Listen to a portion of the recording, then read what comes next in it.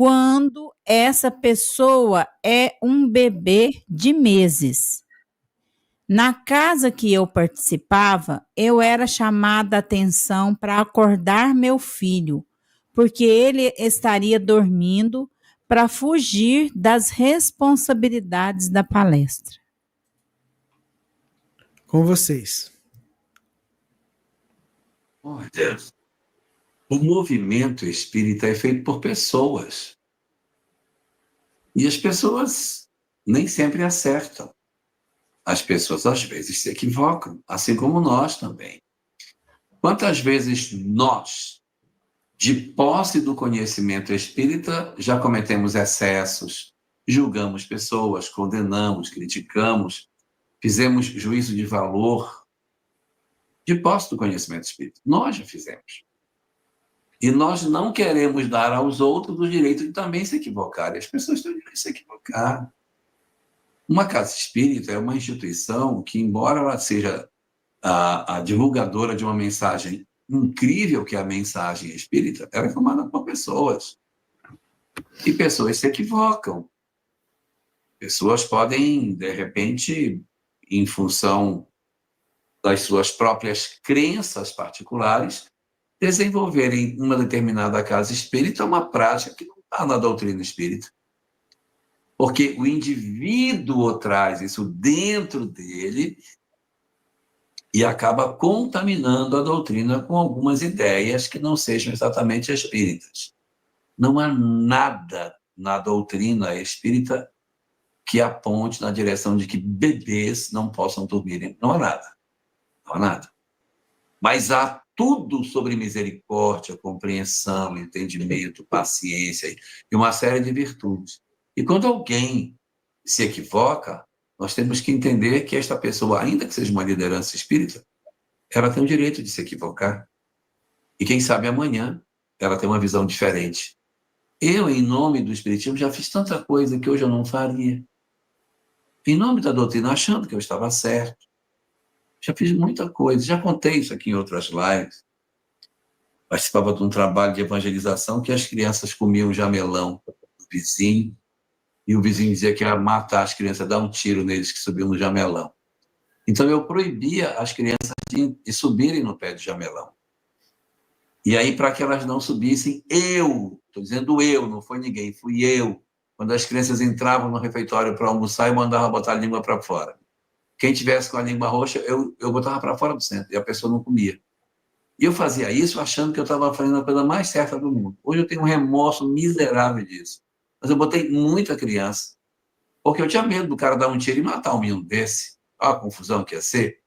Então eu preferia que elas não comessem num dia, para que elas depois voltassem e pudessem voltar para a evangelização, voltar para os seus pais. Mas eu fiz muita bobagem. Eu já participei de debate, gente, já fui para a televisão, puxando Bíblia, apontando para o pastor, dizendo, isso aqui, como é que você vê? E você? Discutindo com o padre, discutindo com o pastor, na TV, na rádio. Não me vejo fazendo isso hoje. Então a gente faz besteira, né? E a gente depois se revê, né? Eu ainda tem um monte de coisa aí que eu ainda não consigo enxergar, que eu ainda faço de bobagem, e que certamente mais para frente vai dizer, nó, ó como é que eu fazia, meu Deus do céu, né? Outro dia eu estava numa live e a pessoa escreveu assim no cantinho, assim no chat, é muito feio comer na live, mas eu estava comendo, né? Estava com fome, não tinha jantado, eu comi, né? De repente eu preciso aprender a não comer na live, sei lá como fazer, mas não comer.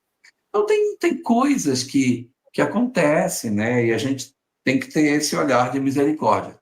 Certo ele não está, mas se nós começarmos a entrar num quadro de crítica sistemática, nós também estaremos entrando num cenário também de equívoco.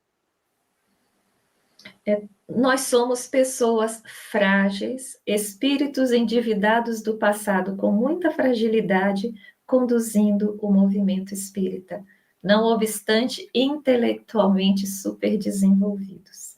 É isso que nós somos, gente.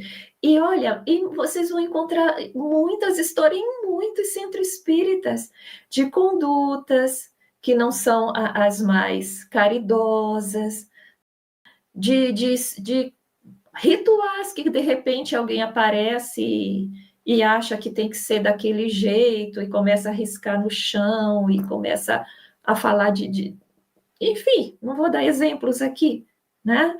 Mas que não tem nada a ver com a mensagem. Quer dizer, é a nossa tendência de fugir da mensagem para o ritual, para o dogma, ou a nossa tendência do passado de impor a religião, impor a conduta, é os nossos achismos que vêm muito fortes do passado.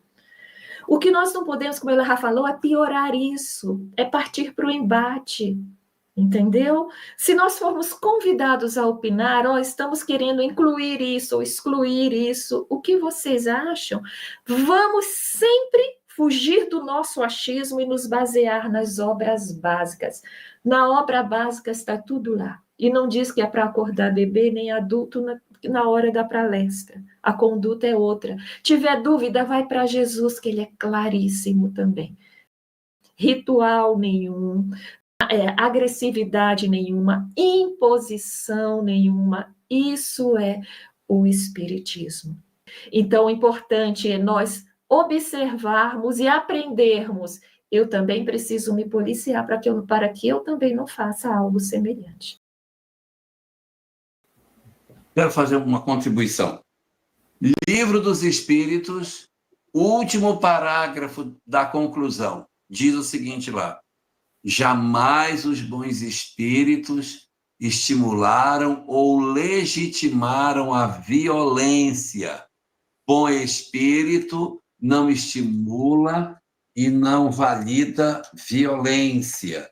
Se essa atitude de acordar a criança é uma atitude violenta, não provém de um bom espírito, porque os bons espíritos não estimulam esse tipo de prática. Espiritismo é o consolador prometido, não o doutrinador prometido. Nem o ameaçador. Também. Lembrem-se que o conteúdo doutrinário é essencial para nós. Para quê? Porque o conteúdo vai fazer eu refletir e me transformar moralmente, mas ele é um meio para eu chegar na minha transformação moral. Ele não é o fim em si mesmo. A casa espírita, as paredes espíritas são um meio para eu alcançar as almas. É um lugar onde as almas vêm para ser esclarecidas e consoladas, acolhidas e não doutrinadas no sentido de imposição da fé. Nunca, gente.